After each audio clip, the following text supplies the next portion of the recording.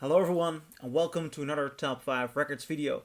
And another one in the series in which I talk about the full discography of Pink Floyd, and I'm talking about their second album, A Saucerful of Secrets, which they released in 1968 and in which they started recording at the end of 1967.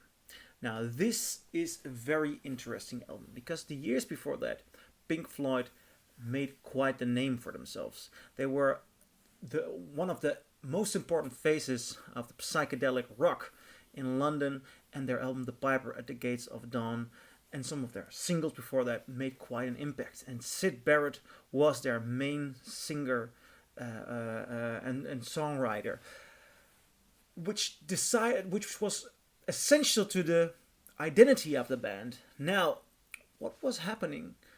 Syd Barret was slightly starting to lose his mind. There have been loads of theories about what has been going on because it's often linked to his use of acid, but you can quite assume that he already had some issues and mental problems, and he often had problems trying to define himself, identity crises, and the effects of acid or LSD did not help him. Now, the band was in trouble. I mean, the one who wrote their songs wasn't writing songs. And when they would go on to perform live gigs, Syd Barret would sometimes not even do a thing. So they hired David Gilmour during the live shows. And at the end of 1967 and the beginning of 1968, they performed quite some time, a couple of months, a couple of gigs as a five-piece band. So you had David Gilmour on stage as the new guitar player and who could also do vocals, and Syd Barret, and very often he would just walk around the stage, then he would grab the guitar or play something, or then he would sing something, and he was hard to follow. Let's put it there. So what do you do as a band? Your driving force is falling away, and Syd Barret is quite the songwriter, and that what's going on then you hear on this album. It starts off with the song "Let There Be More Light," which is a Roger Waters song, and you can hear that Roger Waters has something else to say. This might still qualify as a psychedelic song, yet it's not as cheerful, hippie, or, as a matter of fact, acid, trippy, as the songs on their other album. It's a lot longer, and you can hear that Roger Waters has a bit darker side. There's a very interesting development here. There's a very nice light bass. There's a very spacey organ, and there's a very interesting element of repetition there. It is somewhat of a banger, but a psychedelic banger. And I really like that song. Then you get Remember a Day by Rick Wright, which is not a bad song, but it doesn't quite do it for me. And then the third song on here. And that is for me the moment in which you hear they're going a different way, a different route. Roger Waters is taking the wheel. And it's not bad. As a matter of fact, it is challenging and new. It is Set the Controls for the Heart of the Sun, which is amazing. I mean, that is such a lively, dark, beautiful, haunting song. I mean, the bass line. I just love to get a bass guitar off my wall and just do.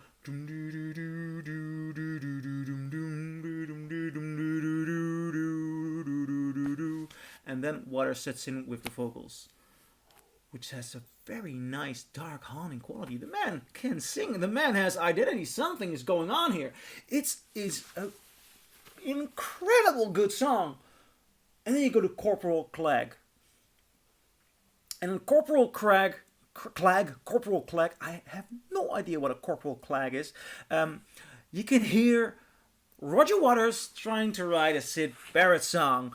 And then you notice how tough it is to write a Syd Barret song because it's just unconvincing chaos. It is not a good song. It's mediocre at best. And then you notice, oh man, I'm missing Syd Barret. I mean, he was around for some of the recording of this album, and there is actually a Syd Barret song on here, but it's it's the album of a band going through changes, going through a new level. Level might not be the right word, because Piper at the Gates of Dawn is of course a very defining album. They're going another direction. Now, side 2, also one of the big epic Pink Floyd songs, which I really love. A Saucerful of Secrets.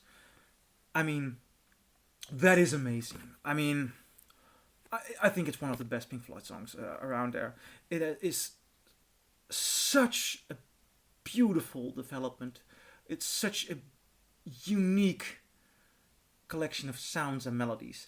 I really love it the way they used it later on in their Man and a Journey concerts, which was a concept concert in which this would represent the element and the part of the main character dying. And that is quite something, because there is a beautiful organ solo, or we call it a solo. It's laying down some chords somewhere near the end before a beautiful vocal starts.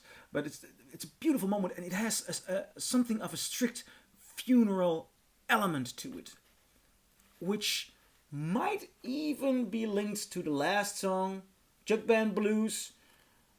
But perhaps I just should not link that, because in between you have Seesaw by Rick Wright. Okay, and I guess the band decided somewhere along the line that Rick Wright can write songs, but are they of Pink Floyd levels? Not always.